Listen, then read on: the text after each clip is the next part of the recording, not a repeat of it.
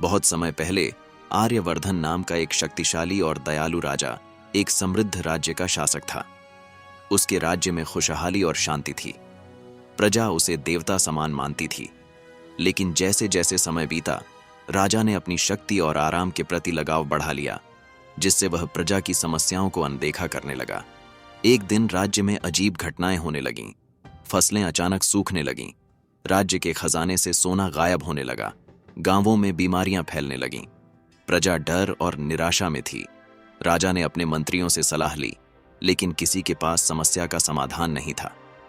तभी एक भविष्यवक्ता राजा के दरबार में आया। भविष्यवक्ता ने कहा, हे राजन, यह सब एक प्राचीन श्राप का परिणाम है।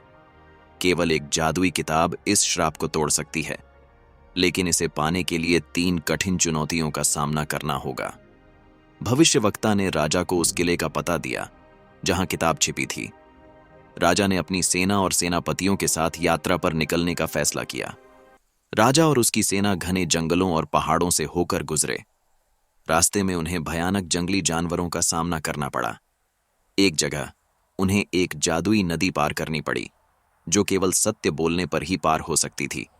आखिरकार वे एक पुराने भूतिया किले तक पहुंचे। पहली चुनौती। अंधेरी गुफा किले के अंदर जाते ही राजा को पहली चुनौती का सामना करना पड़ा।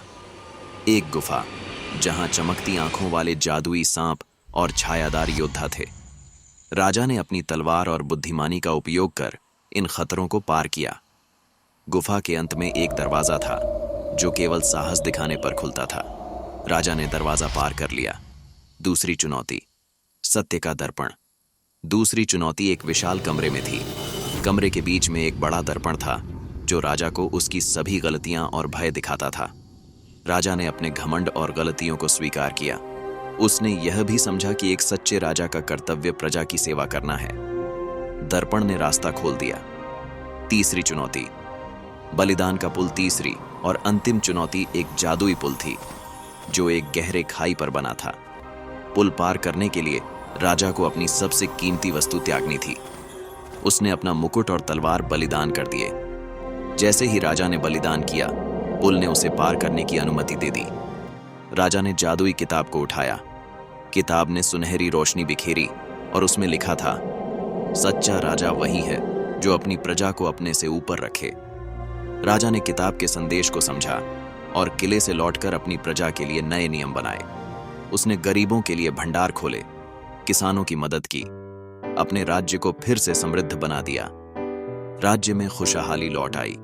राजा आर्यवर्धन को अब केवल राजा ही नहीं, बल्कि एक आदर्श नेता के रूप में याद किया जाने लगा। यह कहानी सिखाती है कि शक्ति और संसाधनों से ज्यादा महत्वपूर्ण है प्रजा की सेवा और सच्चाई। अगर आपको यह कहानी पसंद आई तो लाइक और सब्सक्राइब करें और हमें बताएं, अगर आप राजा आर्यवर्धन की जगह होते तो क्या आप इन चुनौतियों का सामना कर पाते।